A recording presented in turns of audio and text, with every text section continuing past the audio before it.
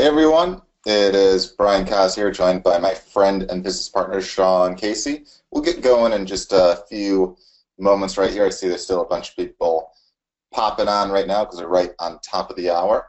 But we have another exciting call for you this week. And this week we thought we'd change things up a little bit.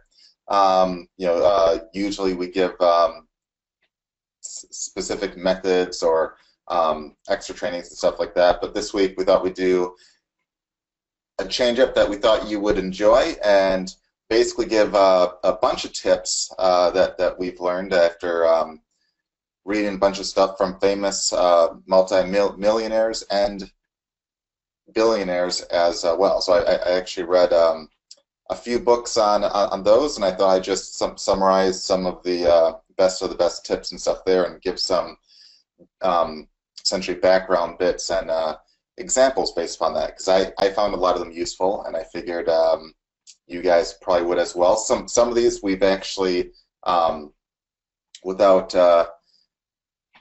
knowing a handful of these actual tips, we've actually done ourselves in our marketing stuff in the past, whereas some are newer and such, but I figured we'd share a mix of them and whatnot. But as always, towards the end of this call, if you have any questions or anything at else, even completely unrelated to this, like this, any kind of marketing questions at all, you can feel free to ask those, and we'll have plenty of time for Q&A as well. So this will be kind of like half the call or more will be on the tips, and then we'll have the Q&A, and we'll have a chance to win some cash as well. So without further ado, we'll get this show on the road. So once again, welcome to another Wednesday marketing webinar, and on this call again will be tips learned from famous millionaires and billionaires. So I know most of you are probably aware of this, but in case not, every Wednesday at 2 p.m. Eastern Time, which if you don't know what that time is out by you, it's right now. So whatever time that would be, every Wednesday at that time we'll have a live training and or Q&A call.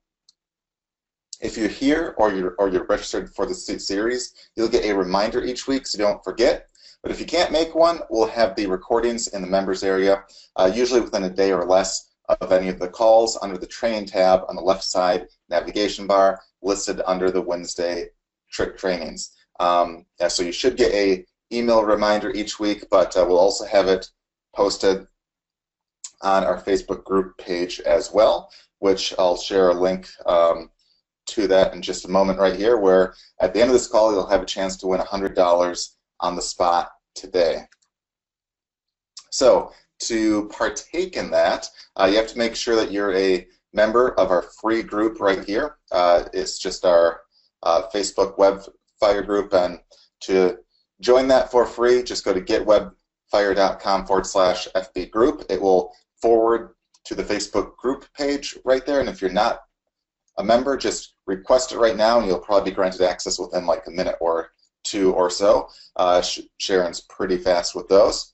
And then towards the end of the call, we'll have a post up basically asking what you thought of today's call, and if you leave a comment within that post, we'll do a random drawing where a lucky winner among those that left a comment will receive $100 cash on the spot, paid to your PayPal today. So pretty fun way to earn an extra $100. And again, we do this every Wednesday as well. So you can learn some stuff and win some cash at the same time. So now let's move on to our training for this week on tips learned from millionaires and billionaires. And these are all kind of like, famous people throughout the years, some recent, some hundreds and hundreds and hundreds of years ago, even a couple examples of one from thousands of years ago. So pretty interesting stuff, and I took basically everything that I read and kind of summed up into a list of tips and stuff with some stories based upon what I've read, as well as stuff that I know personally as well. So I give several examples outside of what I've read as well right there. So without further ado, we'll get on with that right there. And again, as I said, some of these tips we actually have had great success with. There's several that we've actually implemented before I initially even read it. And some that we've kind of learned the hard way was, right. And others I thought were very clever and worth trying to implement and mention here. So since I got, again, a lot of value out of them, I figured that, again, I'd sum up several of these tips from multiple books in one quick training for you guys. So at the end, you'll have to let me know what you thought, and if you liked what I thought would be a pretty clever call. So again, a quick overview. We'll have the tips, followed by the Q&A, and it doesn't have to be related to the tips at all. It can be any kind of marketing question at all. Towards the end of the call, we'll basically take time to answer that, and then we'll have the cash giveaway at the end. So I'll just start with a list of tips right here.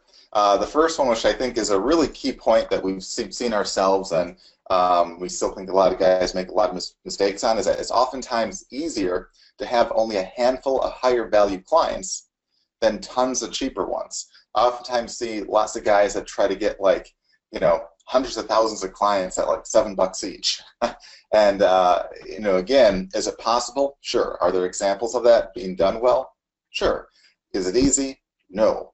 And it's oftentimes easier to have just a handful of clients that pay you a lot more. Like maybe it might be $1,000 a month, maybe it might be a few thousand, whatever it might be. Having just a handful of clients allows you to really focus in on those guys right there, and it's easier to obtain just a handful of clients at a higher price point than get thousands of clients, usually at much lower price points. And one example near me, which I didn't even know, how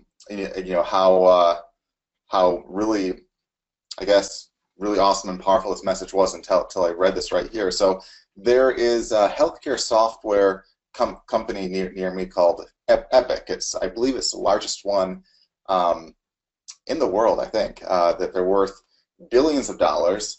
They have thousands and thousands and thousands and thousands of employees. They actually have essentially a campus, a huge one, within probably about 20 minutes of where I live. And I think they're thinking of building a new one. And they basically do electronic record software for healthcare. So instead of having like the old paper systems and whatnot, your health records would all be done electronically. And the cool part is the software allows basically doctors to communicate more easily with each other, look up your history and see and track stuff much better. Now, I knew that these guys were really big. I knew they kind of came a bit out of the blue. And again, the company is worth billions of dollars. But what I didn't know until I read an article on them was that the vast majority of their sales, the vast majority of their money, comes from only about a half a dozen big clients. So they have, I guess, a decent amount of clients in hospitals and stuff like that. But the vast majority of the revenue comes from only like 5 or 6 big clients worth hundreds of millions to billions of dollars each. Now, obviously, it's probably a bit more hard to land a billion-dollar client paying you that much. But the point shows that even a huge business like this, worth billions of dollars, if you eliminate 5 or 6 of their big high-end clients, they're not worth a ton after that right there. And it goes to show that they spent a lot of time, money, and resources trying to court just a handful of these places right there that owned like hospital networks and stuff like that. Now, to relate this to you guys, again, if you're selling, like, let's say an SEO service, don't try to sell to like a little mom and pop shop place that barely makes any money each month and selling it for like $100, because you'll have a hard time. You'll do a lot of work, and they may or may not be happy, but $100 to them might be a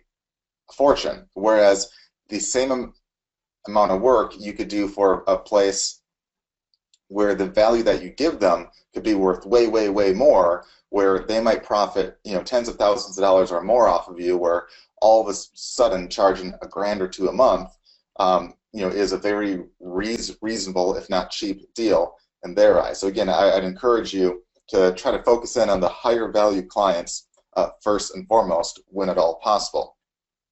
Also, another tip is figure out what your best clients have in common to help you target and reach out to more in the future. So what you'll find is after you get a bunch of clients, they tend to have certain things in common.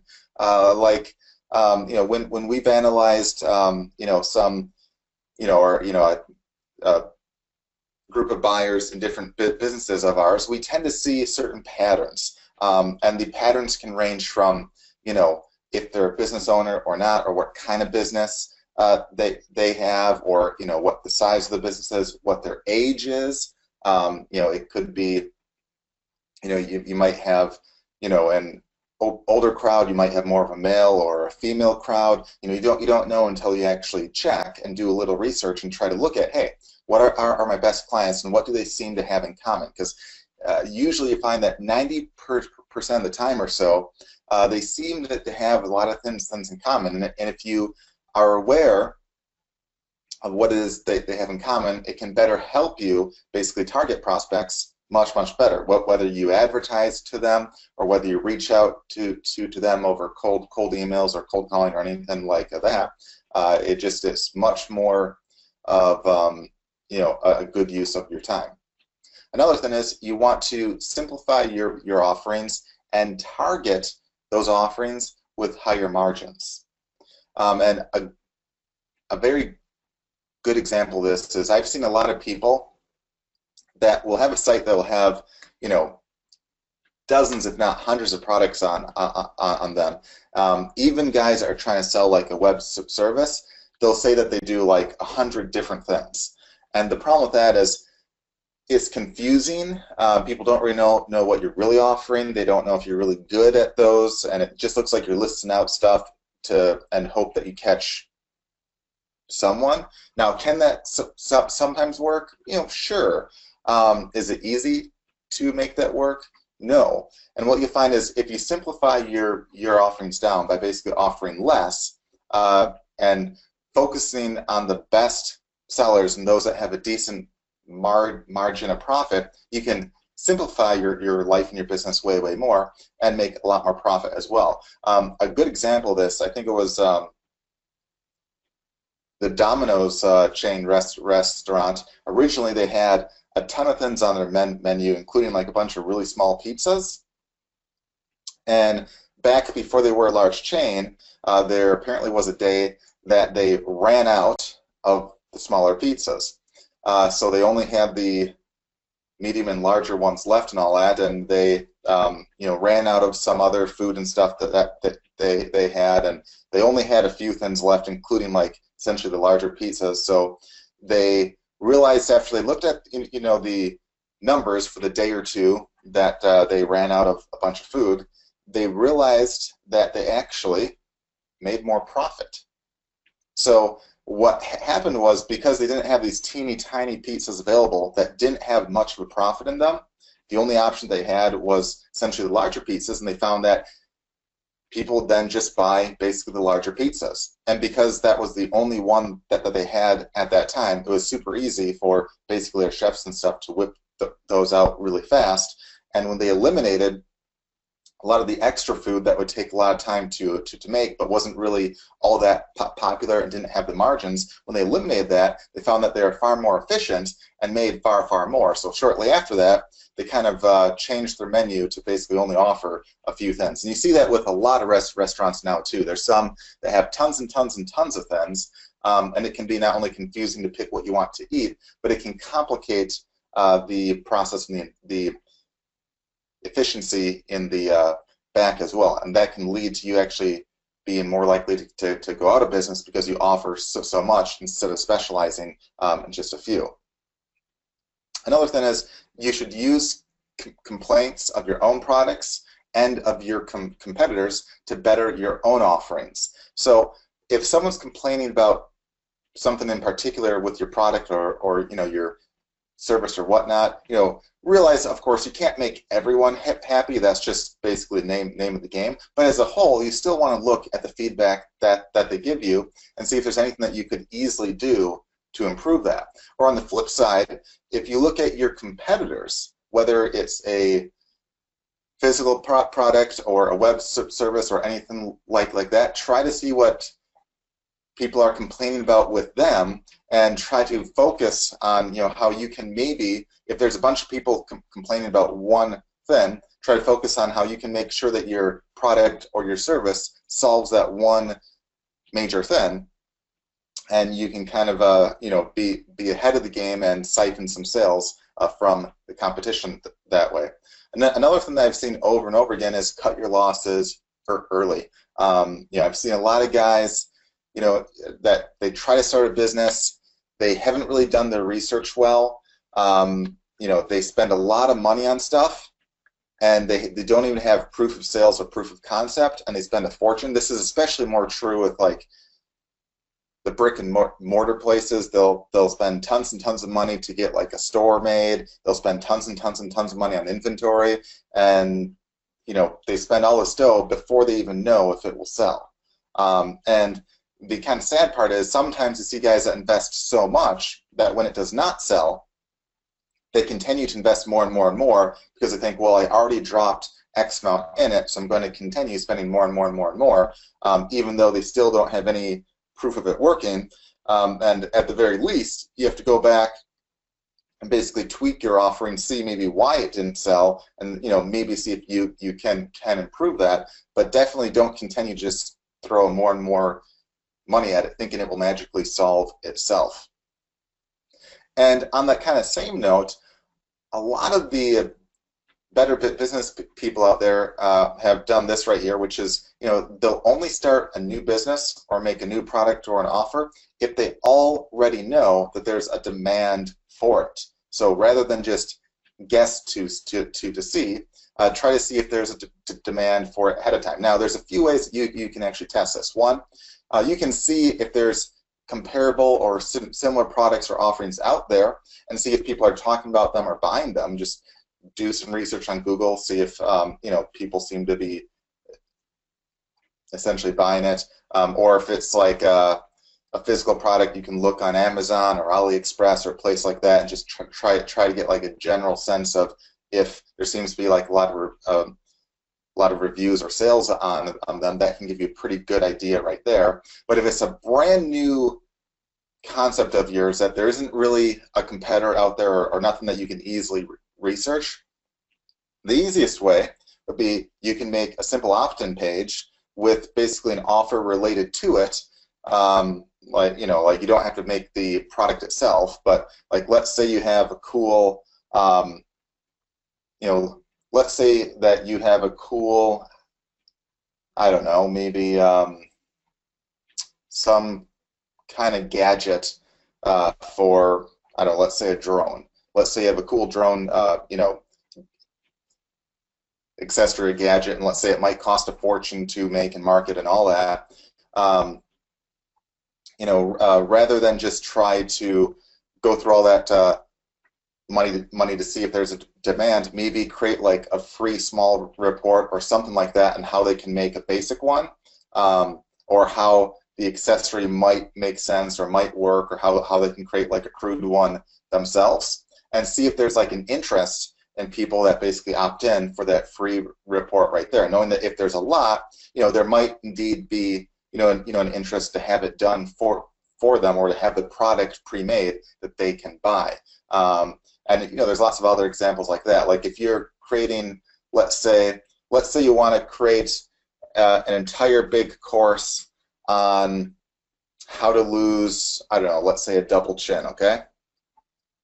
And instead of creating hours upon hours upon hours of videos in this huge course where, let's say you have like a 12-week thing where each week you have a video and all that. Again, why not just create a simple report with maybe like 5 or 10 easy tips, and then hint that more are basically coming soon, just to get an idea if there's an interest in that right there. If no one opts in for the free, then it's probably a decent sign that, you know, as long as you're sending actual traffic there, it's probably a decent sign that, you know, hey, it might not be as good of an idea, and you wasted, you know, maybe a few hours versus weeks, you know, on that concept right there.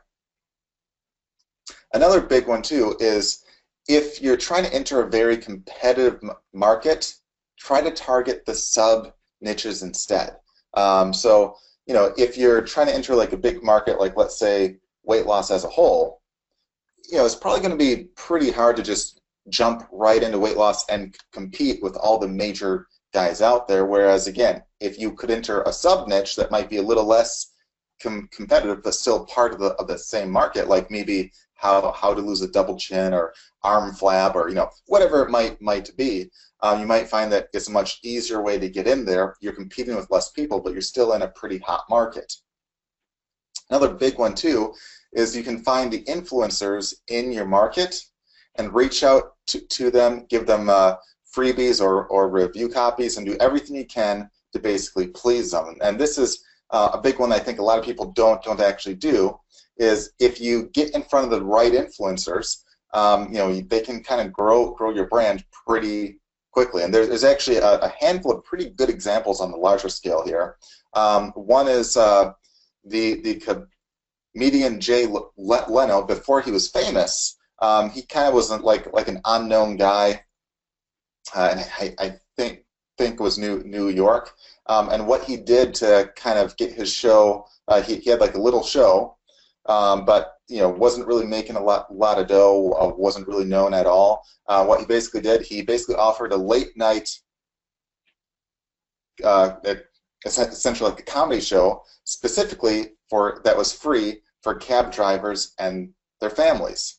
And what he did with that is he gave the show away for them for free at a time when it was like right in the middle of, I guess, the shift change. So I think it was like one in the morning or so. So a very inconvenient time for, you know, a lot of people, where there obviously wouldn't be a lot of money in selling a show that late. But he did the show for free, and he would basically just ask them, hey, if you like the show, please recommend it to, you know, essentially your passengers and stuff when they ask you what there is to do, you know, at like a late time or anything like that. So not only did he get a lot of influencers, essentially the cab drivers who on a daily basis talk to a lot of people who might say, hey, what's the best show to go to at this time, or what's a good comedy show or anything like that, they would recommend his show, especially because he had it at a time where he wasn't competing with a bunch of other people. So he had a show where, you know, a lot of people then would say, well, what is there to do at this time? The cab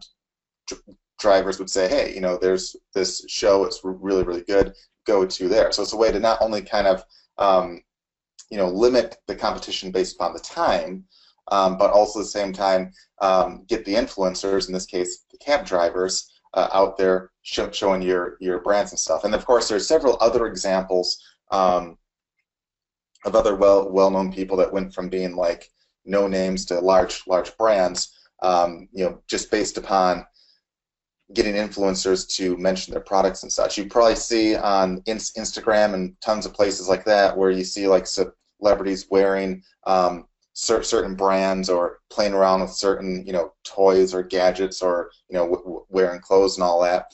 And they're basically doing that for a reason. A lot of times they'll get the stuff for free or they'll get paid, and in exchange they basically share it, you know, with all their followers and such. And it can kind of at times catch on there. So that's, you know, another example. You don't necessarily have to go on as large of a scale, but again, if you're trying to sell an offer in any market, try to research, see who the influencers are, or even use, like within Webfire, we have the guest blogger tool. You can see what the larger sites are, and see who some of those influencers might be, and then easily reach out to them. Another tip is to view any challenge as an opportunity. So there's a lot of people that you know, view any challenge as, oh man, this sucks, and they give up.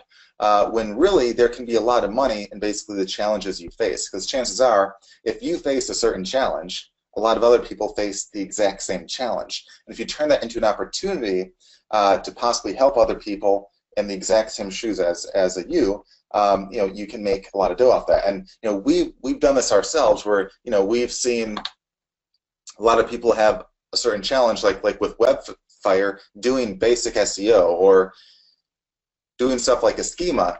Normally, you'd have to be a tech person, and it's quite the challenge to do any of that, but it presents itself as an opportunity, saying, hey, you know, if we're able to make some tools and stuff to help with that, that could probably make us some money as well by solving other people's challenges, which we also shared at one point too. Another one here is use your small wins or your case studies or your successes to get bigger and better clients. And continue building. And a few examples of that, or what that means is, let's say you're selling an SEO service, okay? And let's say you have a small win. And by that is, you know, let's say you rank a non-competitive local guy for a fairly easy term. You can use that as an example or a case study to show off to some of your larger clients that might be, you know, larger local guys that might be in a slightly more competitive market, that might be willing to pay a lot more. You can kind of use that as proof to gain those guys as possible clients. And once you gain those guys, you can kind of work on up the ladder as such, and each time showing off your past wins and building up to the next level, so on and so forth. Another one too, which works really well in almost any business, is to give first before taking. If you immediately ask a guy to buy, you know, it's very hard to get them to buy unless they really need exactly that. But if you give them something of value first, whether it be a report, software, a free product, anything like that, you're likely to get your foot, you know, in the door, start a conversation with them, and have that lead to possible sale down the road. Even as simple as basically doing a blog post where you give a handful of tips. Like let's say you're just an affiliate selling diamonds, okay, which is one of the markets that you know I've been in. You know, if you just have a link up that says, hey, buy your diamonds here, click here now, that tends to be much harder to get sales from. Whereas if basically the offer that you give out for free could be as easy as a blog post saying, hey, here's 5 things or 10 things to look for when buying a diamond, or 5 or 10 things to watch out for. Just like basic tips and stuff like that. And then at the very end, say, you know, from all the research and stuff that we've done, this is the best place to buy these kinds of diamonds. Just make sure that you look out for this, and that. So again, you give the value first and foremost, then you follow it up with your affiliate link or with your offer or with whatever you want right there. Another trick too that can work real well is to praise others to get them to later praise you. So what that means, there's a lot of people that tend to be almost afraid to praise others. Like they basically feel, hey, if you praise another person, it's as though you're, you know, saying that you're less essentially qualified, or you're less good, or it's almost like an ego type thing. So they get in the habit of they never praise anyone but themselves, and usually that leads to not a lot of people wanting to praise you back. Whereas a trick that can work very well, especially on the coaching side, like if you're a coach or anything like that, and you've probably seen a lot of people do just that. They'll praise their clients, they'll praise others out there, and in return, their clients or their coaches or whatever are far more likely to praise you back as well. And here's why this works well. It works well for 2 reasons. One, if you praise a person, they're far less likely to bash you back or say anything bad about you, because it's like a psychological trick where, you know, if you say I'm a good, you know, person or a great person or a great guy, I'm not likely to say that, you know, you're an idiot or you're a moron, because you know, it would kind of be like it would be basically going against you know, them basically thinking that you're an awesome guy, and inside you think, okay, well, they praised me, I can't really say anything bad about them, and you're more likely to praise them for essentially any win that do. And why this can also work is the social proof. If there's a third party looking and viewing all this, if they're seeing praises, basically going back and forth, in their eyes, it makes them think that, hey, both those guys or all those guys are good guys and guys that you might want to do some kind of actual business with. So don't be afraid to praise other guys out there, even guys in your marketplace or possible competitors. Praise them for stuff that they're basically doing well. Another tip is it's better to be really, really good at one thing than mediocre at several things. And this is a big one too. I mean, you don't see a lot of guys being paid a lot for anything that they're mediocre in. Like a chef does not earn big bucks by basically being an average chef.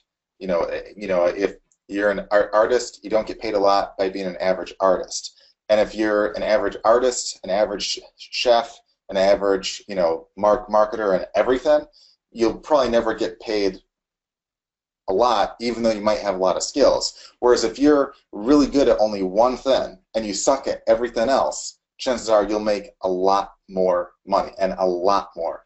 Because once you're really good at one skill, if you're the best at that, or you don't have to be the best, but if you're among the best at that right there, that brings a lot of value to the table, and people are willing to pay a lot for that right there. That's why I encourage you not to always try to do every little bit and piece, in your business. Like if you're trying to build a site and you're not a tech person, you're not a graphic person, don't waste time trying to do your own graphics or install your own plugins or stuff like that. If it takes you a minute and you can do a decent job, sure. But if you get, I've seen guys that have been stuck on simple things for like months when they could have outsourced the entire thing for $5.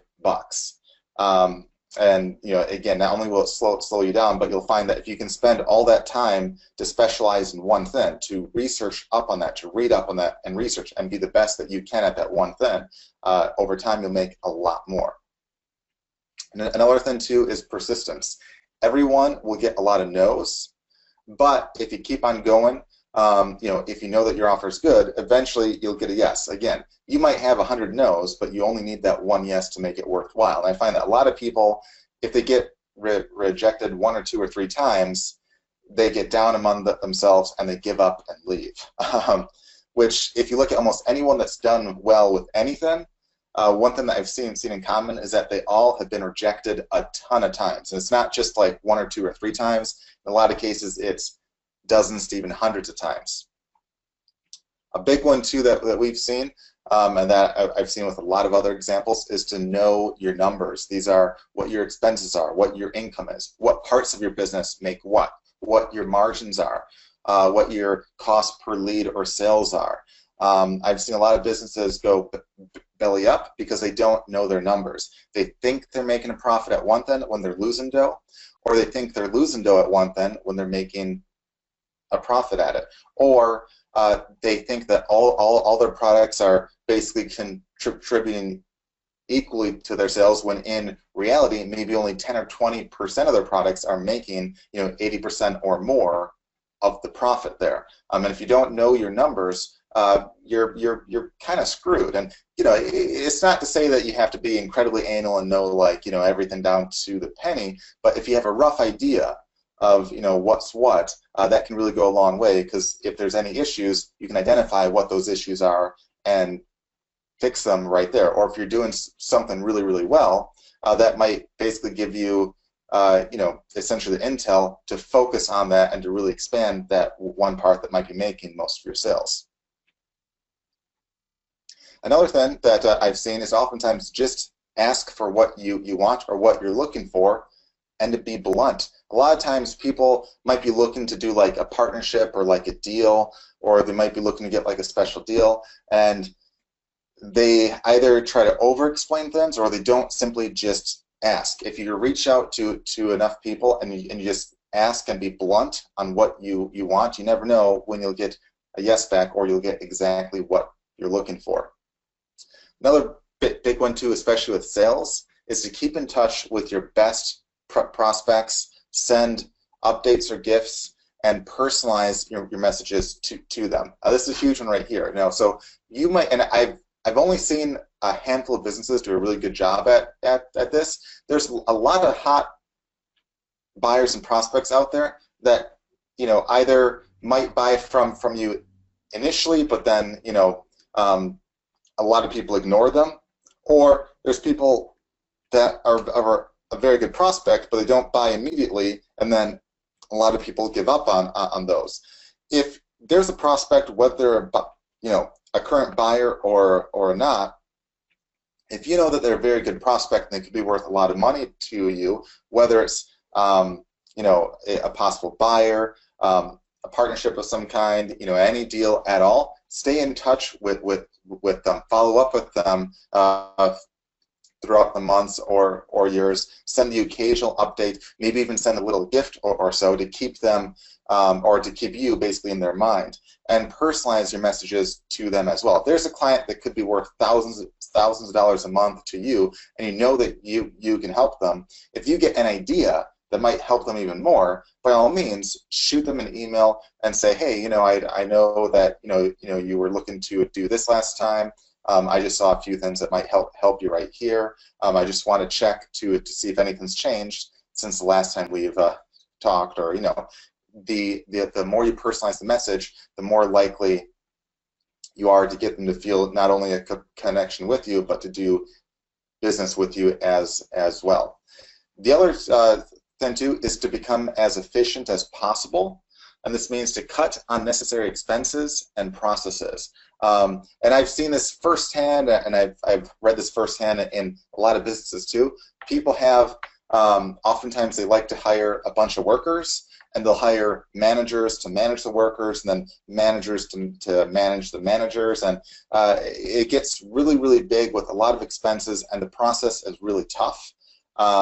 When usually you can cut down big times on all that, simplify the entire process, and not only make a lot more just from saving a lot, but make it more efficient where your margins are much larger and it's easier to grow at that point in time too. Or even if you have, like, let's say a web service offer, I've seen a lot of guys that will list out like 20 or like 50 things that they'll include, you know, in a service, and most people out there won't care about the vast majority of those, and it can be really confusing to include so much, when if you just focus on the main things, be as efficient as possible, that tends to almost always work out in the long run. Also, you can learn from others who've already been successful at what you want to do without ignoring their lessons learned. So I've seen a lot of guys that will have an idea for a business that you know, there's been similar businesses and stuff done in the past, but they don't take the time to read up on you know, what that business did, or tips or lessons learned.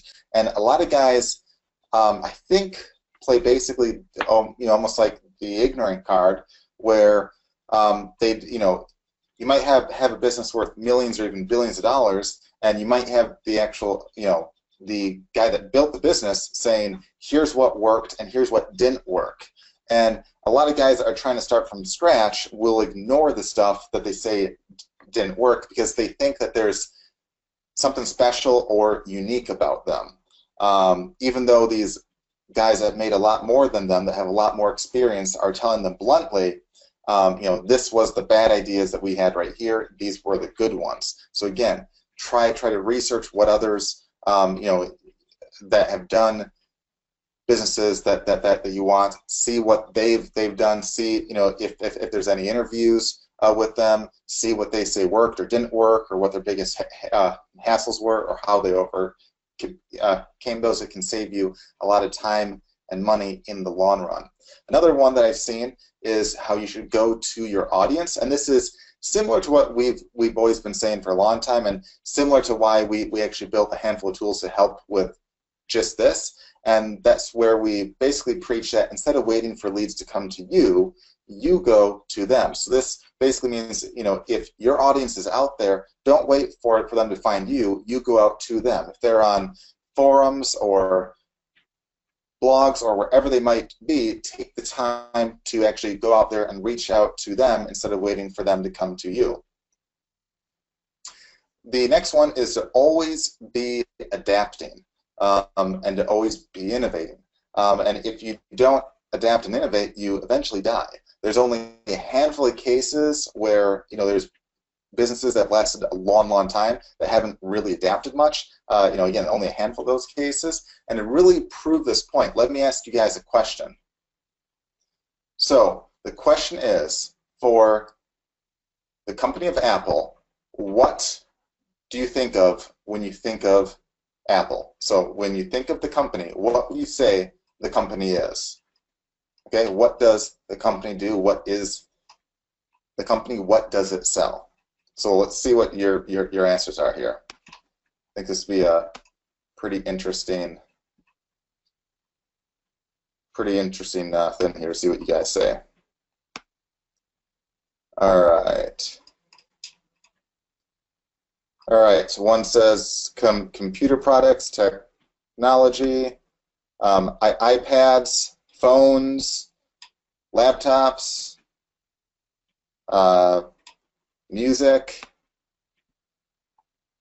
All right, so it looks like you guys are all over the place on that, and that actually kind of proves my point exactly. And that's Apple initially, way back when, was what? It was known for computers, right? The Apple, and they had there was like a version prior to the Apple and all that, and then later they were known for what? The iPod. So they went from basically computers to almost like a handheld Walkman essentially, and then after that, what? Then they were eventually known for phones. They had the iPhone, and when most people think of Apple, they think of the iPhone. They don't think of the iPod. They don't think of, oftentimes, the computers and all that, even though they still are in, those businesses and all that. Even though, you don't really see a lot of iPods now. It's either, phones or computers. And then after that, they went into what? Music. And they created iTunes, basically the biggest seller of music. So they went from basically a computer to, one of the biggest, providers of phones to one of the biggest, I think actually the biggest provider of music. Which, if you think about it, those are completely 180 changes. It's pretty hard to see yourself basically going from computers to, the biggest seller of music. But the reason why they did that is because they were always adapting and always being very innovative. So never think that you have to stay the exact same throughout the years and years and years and years. You might say, hey, maybe you sell social media services right now, but if ever you see that there's some larger opportunities in the future, maybe some stuff will get larger outside of that. Don't ignore the changing times. Always try to see how you can innovate, how you can adapt, because the quickest way to basically die is by never adapting and sticking to the same thing. Because one thing I can guarantee you is that stuff will always change over time. Sean and I have been in this market a long time. Sean, probably longer than me, just because he's basically older than me. But even in the time that I've been in this market, I've seen huge changes. Massive changes where I've seen methods that worked really, really, really well, and then a year or years later, they might not work anymore. And newer methods might come that work far, far better. Newer markets can pop up overnight. And it's one of those things where, if you're never open to the idea of adapting, you kind of get stuck and can lose out on a lot of money. So I thought that's a really key thing right there to show how, again, you should always be adapting. You also want to take good ideas from others and adapt them to be your own. So see what people like about your competitors, see what ideas they have that you think are really, really cool, and see how you can basically adapt those to be your own or have those in your own products or your own offers. And on that same note, exploit your competition's weaknesses as well. And what that means is if everyone's complaining about how something's too hard to use, or they think like a certain product tends to break easily in a certain area. See what you can do to exploit that and make your product or service better and not have that same issue. Because what you can do at that point is you can go to all those angry people that hate this product that snaps and breaks and say, hey, here's a comparable product that's really, really strong at this point right here and does not break easily at all. So all those angry people now turn into people that love you, and you're easily able to siphon guys from there to you. Or if you're selling software, if there's some software that's really hard to use and there's a major competitor that has really hard and complicated software, maybe create an easier version. You don't have to have all the same like features and benefits that they have, but if you can focus on their weakness, which is, hey, it might be a system hard to use, if you make yours super easy to use, even with a lot less features and stuff, you can gain a lot of sales through that as well. Another tip is to network with higher value people as well, whether it's being in the form of masterminds or just basically going to events or just trying to network with people that have already been where you want to basically go, and people that are, you know, have bigger businesses and whatnot. I oftentimes see a lot of people that like to be basically the biggest fish in the room, when in reality you want to ideally be the smallest fish. Not always possible, but you want to ideally to surround yourself with people that have done more than you, where you can learn from and network with them and grow from there. That's one of the probably biggest tips that I've seen time and time again come true right there. Also, you should seek out those who can most benefit from your offerings and try to make a deal with them. And this is true both for sales and partnerships and such too. If you have an offer where you know a certain client could basically benefit the most from, like if there's a client that's worth millions of dollars and has like really crappy rankings, and you know you can easily help them, if you truly know that, take the time to reach out to those that you can most benefit from you, and try to make a deal with them. Because if you can offer a lot of value or easily benefit them, again, they're more likely to make a sale. And on that note too, if there's a partnership, like let's say you sell SEO, but you don't want to do any marketing or anything like that, or you're not good at that, find maybe a web design firm or someplace like that that already has access to a lot of prospects, but maybe doesn't offer the SEO stuff, to try to do a partnership or a deal with them, whether it be a white label deal where they resell your service and take a cut, or whatever it might be.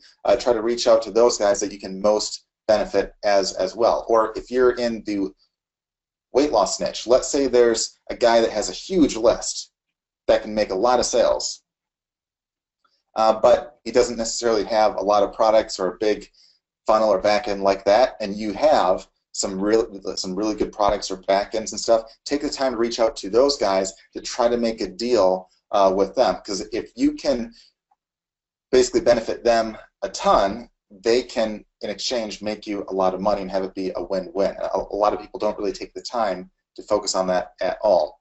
Another one is to offer additional products that complement your main offering.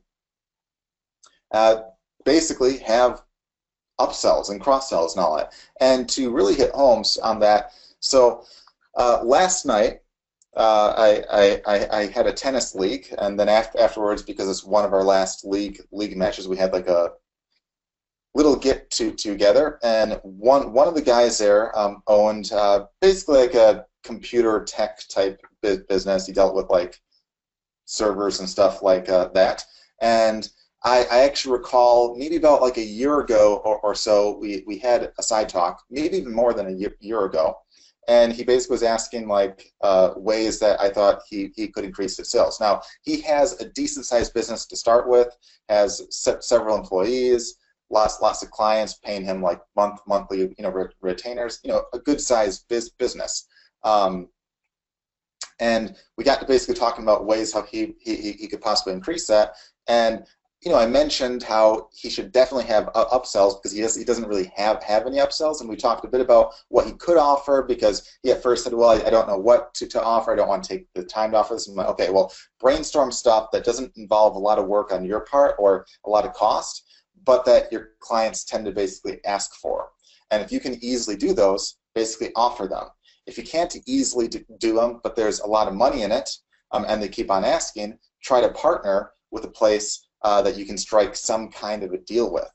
Well, he appreciated the advice, and I didn't think much of it. I wasn't sure what he really did with it, but last night I found out he's like, oh yeah, the last time we talked, you basically talked about offering upsells and yada yada yada, and he went on to say that he basically did a half-assed job of trying to offer like just a couple upsells. And he admitted that he doesn't think he even did a good job of trying to offer much. He just basically threw together a few things. And he was saying he had an instant 30% increase in his sales. And I don't think that really hit home, but he basically just said by implementing a simple method, a simple trick, he increased his sales by 30%, basically almost overnight, without even getting any additional clients. And that was him saying that was like a half-assed job, basically implementing just a couple additional offers that people ask for, not all of them, and not even all the big ones.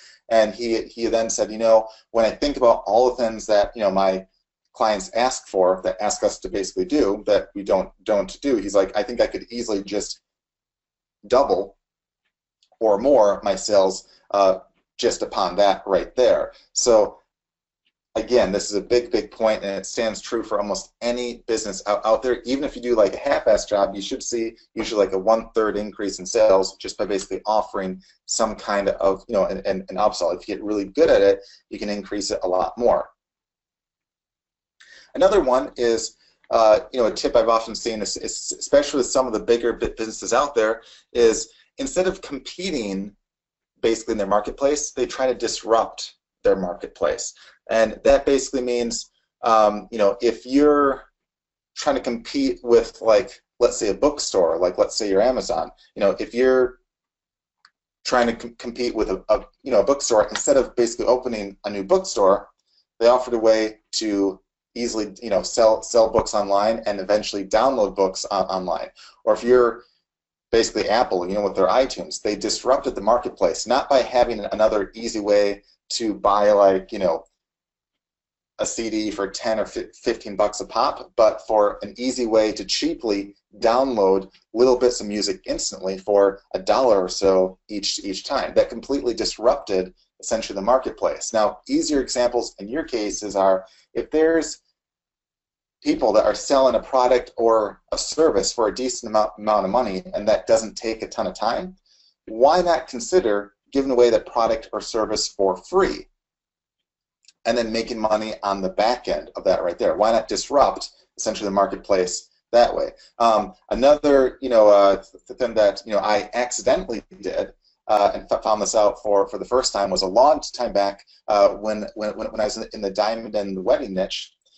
I had I basically thought, okay, well, it's very hard to compete essentially in the diamond market, especially as an affiliate, but I could compete with like people that are looking to propose or looking for wedding tips or proposal tips and stuff like that. So I created some sites based upon free tips and stuff in those areas. And this was way back when, before there were like a lot of e-books and stuff like that. And I made all this stuff for free when all of my competitors were selling guides on all that. So there wasn't a lot of free info then. And I gave my best of the best stuff away for free. And what happened was there actually was a guy who had a couple books on weddings and proposals and all that. And he was on the Oprah show, and by random chance he reached out to me over email probably like a year after I launched my site, and he was nice about it, but he essentially said that since basically my products became available online for free, how they could just read the info all on my site, that his sales have took a drastic hit. And that, you know, I've almost eliminated like a huge chunk of the sales. I forgot the exact amount, but it was like 3/4 of his business was basically lost because people were reading my stuff, and he also admitted that the tips and stuff that I gave were actually really good. And he was nice about it. He was trying to find a way that we could possibly work together. But the whole idea behind that was, instead of me trying to sell another guide, I disrupted the marketplace by basically offering it all for free. So something that basically others were paying for, I gave out for free, and I basically killed that guy's business almost overnight. So whether you're trying to sell a guide or software or anything like that, try to think of, you know, how can you stand out from the crowd? How can you disrupt essentially your marketplace and get a lot of attention and a lot of sales off of that? So with that, guys, we'll wrap up the tips and stuff right there. And if you have any questions or anything like that, again, feel free to ask those now, and we'll do the cash giveaway right after that. And for those of you that are new, to do the cash giveaway, you have to go to this link right here. It's getwebfire.com/FB group. That goes to our Facebook group page right there. If you're not a member, you can join for free right there. And Sharon has a post up basically asking what you thought of today's call. If you leave a comment within that post right there, we'll choose a random one in just a bit to win $100 cash. And I'm curious to see what you guys thought of this kind of call too. This is a little bit different than some, but we want to do with essentially a change up to get some fresh stuff there and see what you guys liked or did not like about it, to see about you know, how we can do some more stuff basically on our future calls, see what you guys like, to make sure we give you the stuff that you guys most like and whatnot. So with that, guys, any questions at all, feel free to ask those. And Sean, I know you've been answering a lot of questions in the background, but if you've seen any that have essentially popped out to you or have not been answered yet, feel free to shout out those, and we'll try to answer as many as we can in the meantime. Okay, so here's a question that came up when you're talking about influencers. So yep. Michael asked, how do you find influencers rather than just prospective clients? Like, could you expand on your weight loss example to show how you would find influencers instead of just, you know, people that might be a buyer? Sure. So one thing that you could do, so inside of Webfire, we have the guest blog post finder tool that finds blogs out there that accept guest blog posts and such. And we have it so it can sort based upon like the size of the blog and how popular it is. So if you're in the weight loss niche and you have a product, you know, on weight loss, or if, like, let's say, you know, you have a new kind of skateboard or anything like that, you can search for weight loss blogs or skateboard blogs, find the larger blogs, reach out to them, and either offer like a guest blog post or offer a product of yours for free, or see if they'd be interested, you know, in like a review and whatnot. You know, you're basically finding the top blogs or sites out there and reaching out to those guys as well, trying to get them basically just to talk about you. You can also use tools like the Tweet Lead Finder, and when it finds all those leads, there's a feature where you can actually click, and it will tell you how many people they have following them and stuff. Where you can see there's some that have tons and tons and tons of followers that might be larger influencers, you know, in their market. But hands down, you know, the blog method works well. You can also use the competition backlink tool inside of Webfire to find the top ranked sites in your market and see where they get all of their essentially traffic and links from, and you can reach out to all of those guys with a click of a button to try to, again, reach out, see if they'd be interested in either guest blog posts or getting a free copy of your product, or, you know, whatever kind of deal you want to essentially make, whether it be you give it out for free or whether it be you pay them to basically talk about you or have an ad on their site. Anything that you can do to be in front of the influencers can help a great deal. Good. Everything else I answered, so that was good. Okay, and if anybody has any other questions, jump them in. And in the meantime, whoops, Kara just posted an incredibly long question, so I'll read that in just a second as soon as I'm finishing talking. And Brian, if you pop over to the Facebook page, you can show people where they should be posting their comments underneath that post. Sure. Want to make it easy? I'll do that right now.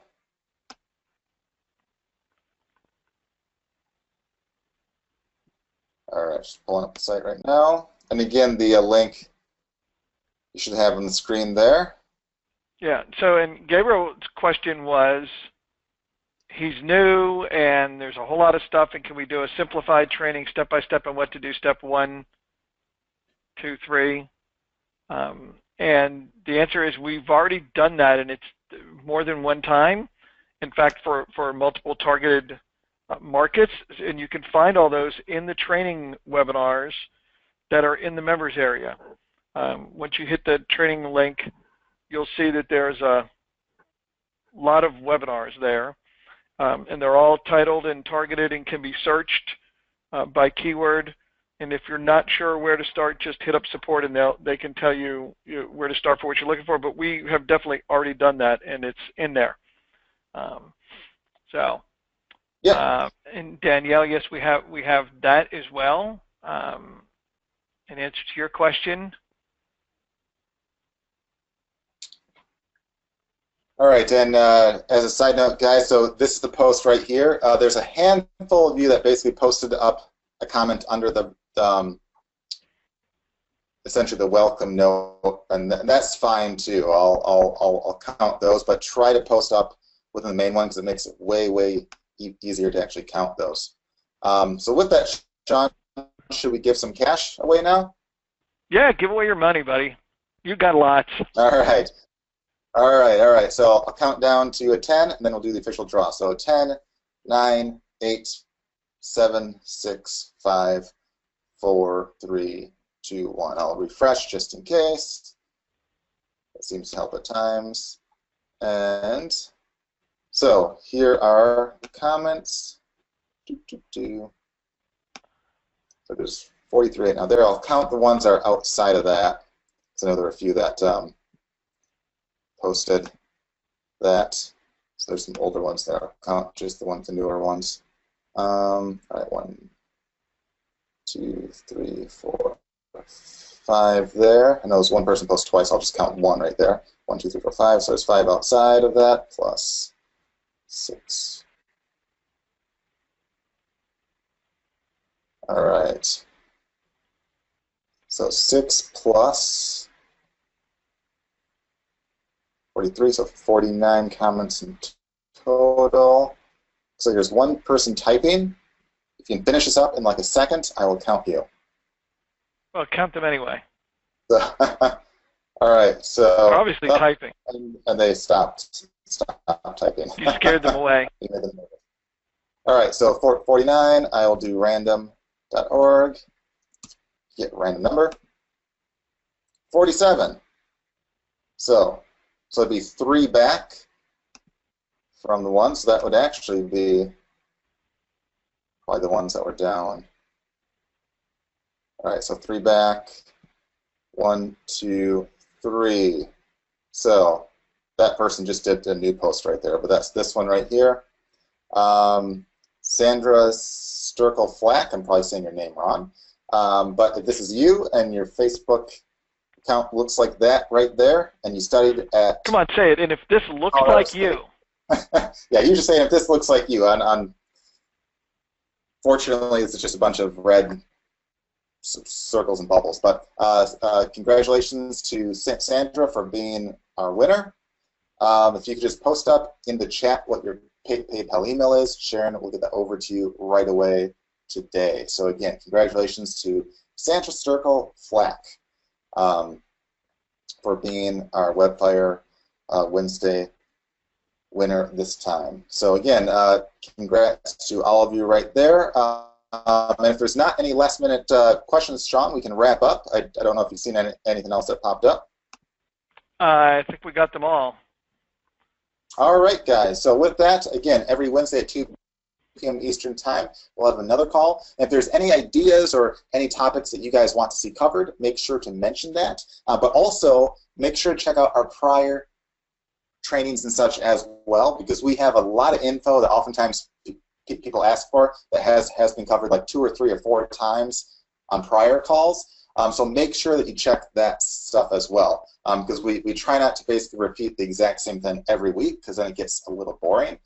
But we have lots of trainings and stuff on how certain tools work, on how to do things like get ranked, how to reach out and what to write to clients, you know, all sorts of stuff like that. So make sure to search through that. And if you get lost or you're not sure, just basically ask us. You can write our support at webfire.com, or click on the support tab inside the members area, and that will go to our help desk to make sure there's never, you know, an email issue or anything like that, and they'll be happy to assist you. And again, yes, these are all recorded, and the recordings will be up in the members area within a day under the training tab on the left side right there. So with that, guys, we want to thank you for joining us on this call, and we look forward to seeing you on next week's call. So with that, guys, take care. Hope you have a great rest of the week, and we'll talk to you later.